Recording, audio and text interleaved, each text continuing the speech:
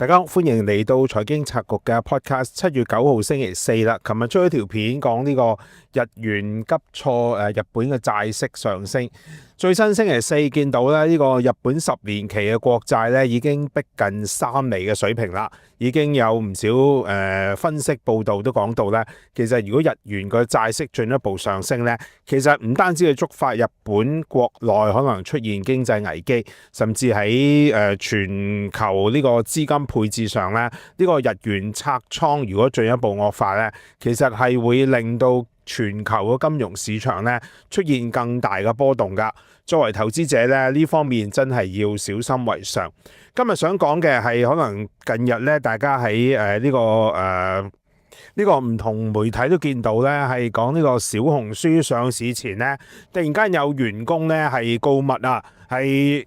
唔單止係投訴呢個勞資糾紛啦，更加將個層次升級到咧向香港嘅監管機構咧話呢個小紅書計劃香港上市咧，其實可能係觸發咗呢個監管嘅紅線，而背後咧更加係折射出咧，其實唔係單單中勞資糾紛或者小紅書上市，而係中國用咗20幾年嘅 VIE， 即係一個紅籌嘅架構咧，可能進入一個重新洗牌嘅階段。小紅書咧只係呢個問題其中一個咧影射出嚟嘅一個關鍵，咁但係背後咧可能更加涉及係成個內地對呢啲企業上市呢啲數據安全，以至係外來資金嘅投資咧，可能會出現一個重新洗牌嘅情況。今日同大家拆解一下，先講下呢個小紅書呢個勞資糾紛啦。當然事情就唔複雜嘅，因為小紅書一直都盛傳咧會嚟香港準備上市噶啦。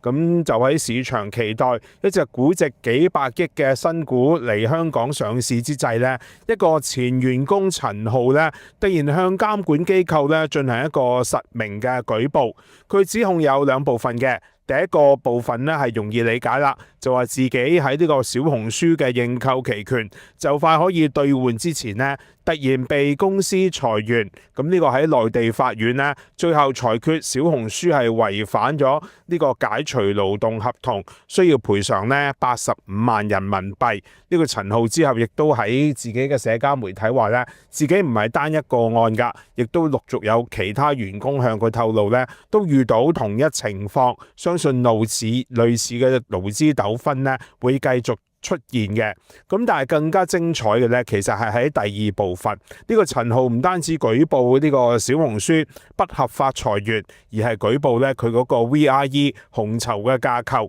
呢度陳浩提出咗一個都幾有趣嘅問題。佢話小紅書喺呢個勞資糾紛喺法院上咧提到呢個 VIE 嘅架構同喺上市時要講嘅 VIE 架構咧係前後有矛盾，可能呢個咧先係真正事情嘅核心。咩係 VIE 咧？如果唔熟悉財經嘅讀者咧、朋友咧，可能需要了解一下。如果你係一間內地嘅互聯網公司咧，根據中國嘅法律，包括好多敏感嘅行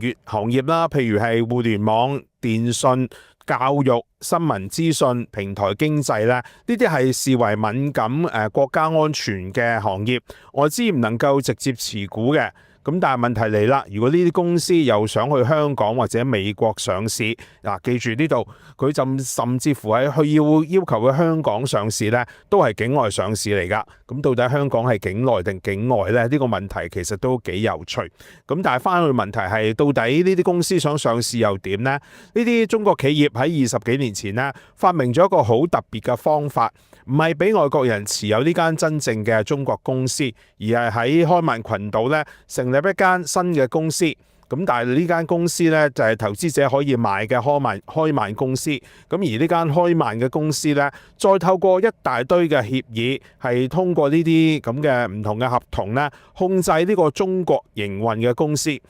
大家都要留意啦，呢個所謂控制咧，唔係股權控制，而係通過一啲合同、協議、合約咧，係做一個協議嘅控制。所以喺中文嚟講咧，呢個 VIE 咧，簡單翻譯就係可變利益實體，即係話你冇真正擁有佢嘅股權，但係你可以控制佢。如果用簡單啲嘅理解啦，就係你買一層樓租樓嚟理解啦。如果你大家真金白銀去買咗層樓，當然大家擁有業權，可以係將間屋自住又好，出租又好。咁但係 VIE 嘅意思係咧，你冇買到呢層樓，你只係簽咗一份咧超長期嘅租約，你可以住，可以收租，可以裝修，但係始終咧個業權唔係你噶。咁所以喺20幾年前咧，呢個 VIE 本身就係一個法律嘅折衷方案。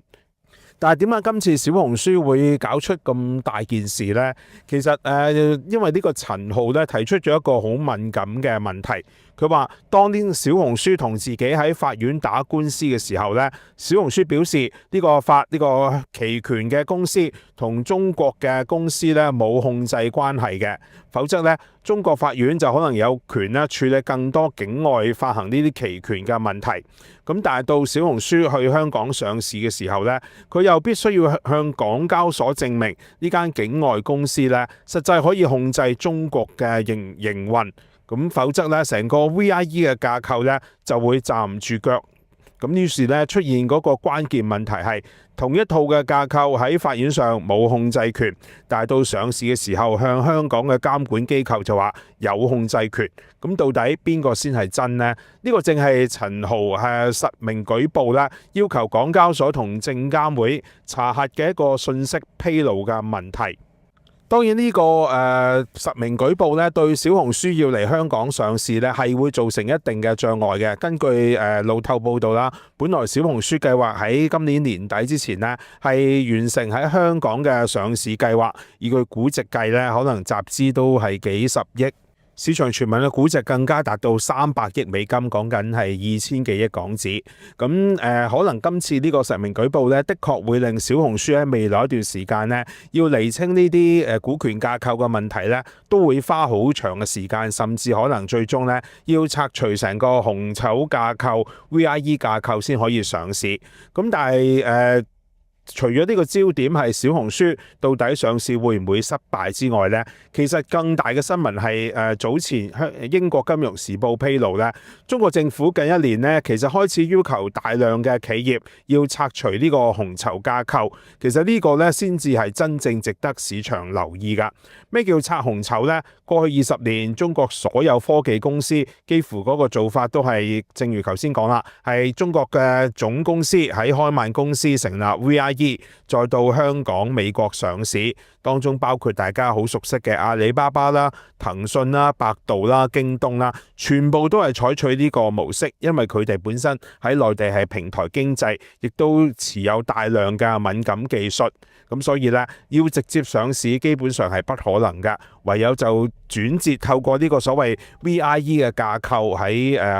香港集資。但係最近呢一年咧，其實已經開始越嚟越多啲企業咧，將海外嘅控股公司股權係拆除啊，變成翻真正嘅中國公司。原因唔係因為呢個 VIE 架構唔好，而係北京嘅政策有變。咁調翻轉頭，你會問啦，咁到底呢個 VIE 架構都搞咗10幾20年啦，而家中央擔心嘅係咩呢？以前當然中國要吸引外資，所以咪默許容許呢個 VIE 嘅存在咯。咁但係今日情況顯然唔同啦，北京更加擔心嘅唔係錢，而係數據，係人工智能，係晶片、大模型，呢啲先至係而家北京擔心，更加包括譬如係用戶嘅數據、用戶嘅資料。如果呢啲企業透過海外上市，理論上咧，呢啲海外股東咪擁有一定嘅權益。北京會擔心咧，部分呢啲核心嘅產業唔適宜再用一個傳統嘅 VIE 架構啦，所以越嚟越多企業咧係開始拆紅籌。呢個唔係應市場嘅要求，而係政策要求。呢個亦都呼應咧，早前係中央咧係禁止呢個Manus， 即係已經去咗新加坡洗白嘅呢間科技公司咧，出售股權俾 Facebook 嘅母公司 Meta。咁其實背後咧同樣都係出於一個數據安全嘅考慮。而最新路透咧亦都已經有報道提出咧，北京已經要求呢啲科技企業呢係禁止先進嘅 AI 模型出口，當中呢個 DeepSeek、阿里千問同埋豆包呢都成為保護嘅對象。咁呢個顯然都反映咗呢，其實而家係